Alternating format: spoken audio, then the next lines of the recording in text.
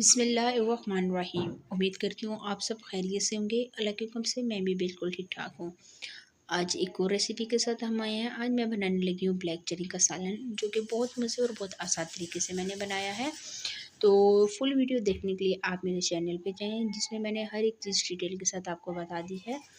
बहुत ज़्यादा आपको ये पसंद आएगी वीडियो। मैंने क्योंकि अलग तरीके से ही आज ब्लैक चने का सालन बनाया है, तो इसी के साथ मेरी आप सबसे रिक्वेस्ट है, जिसने मेरे चैनल को सब्सक्राइब नहीं किया प्लीज़ मेरे चैनल को सब्सक्राइब कर लें, ताकि आने वाली हर वीडियो आपको बहुत आसानी से मिल जाए।